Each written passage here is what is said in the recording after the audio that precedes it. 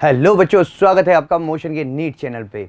बच्चों, जैसा कि एक खबर जो चर्चा का विषय बनी हुई है आजकल, टाइम्स ऑफ इंडिया के रेफरेंस से आई है कि जो हमारे एजुकेशन मिनिस्टर हैं धर्मेंद्र प्रधान जी, उनके साथ कुछ डिस्कशन हुआ है और उन्होंने ये हिंट दिया है कि नीट का जो एग्ज़ाम है वो ऑनलाइन मोड में हो सकता है।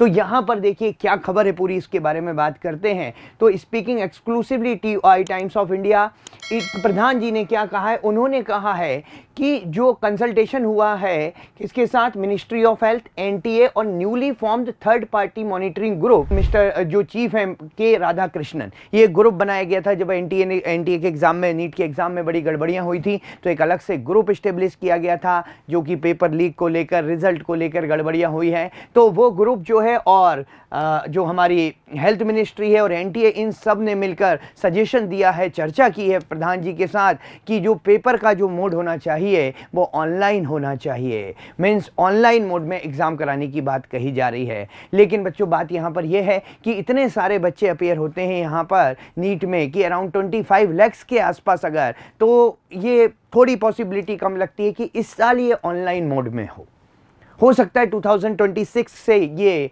लागू किया जाए, लेकिन इस साल थोड़ा सा होना मुश्किल लग रहा है। बाकी ठीक है, अभी NTA की तरफ से ऐसा कोई प्रॉपर नहीं आया है और जब तक NTA की वेबसाइट पर नहीं आ जाती ये वाली बात, तब तक हम इसको कंफर्म नहीं मानेंगे। अभी केवल ये चर्चा चल रही है। तो कई बच्चे इसको लेकर डिस्ट्रैक्ट भी हो रहे हैं, क्या ऑनलाइन होगा नहीं होगा। तो बच्चों, अभी ऐसी कोई खबर NTA की ऑफिशियल वेबसाइट पर नहीं है। अभी जो सुझाव दिए गए हैं, जो चर्चा की गई है वहाँ पर उस कमेटी ने, जो हमारे एजुकेशन मिनिस्टर से, उसको लेकर ये टाइम्स ऑफ इंडिया की खबर है। तो बहुत ज़्यादा पैनिक होने की ज़रूरत नहीं है। तो इसमें यही कहा गया है कि भाई जो भी कमेटी जो थी, जो पेपर की गड़बड़ियां हुई थी, उनको करने के लिए पेपर के ट्रांसपोर्टेशन को आप देख सकते हैं, ट्रांसपोर्टेशन वाली बात भी की गई है यहाँ पर कि ट्रांसपोर्टेशन में बड़ी गड़बड़ियां होती हैं कि पेपर बैंक में जाएगा, बैंक से सेंटर में जाएगा, जिस चीज़ को लेकर जो है पेपर लीक होने के चांसेस बढ़ते हैं। तो इस कारण से ये सारे सुझाव दिए गए हैं कि भाई अब जो है पेपर जो होगा वो पेपर को ऐसा किया जाए कि ऑनलाइन हो जाए, जिससे ये गड़बड़ियों की संभावनाएं खत्म हो जाएं। तो बेसिकली यहां पर अगर आप देखेंगे तो दो बातों का जिक्र किया गया है इस पूरी पोस्ट में।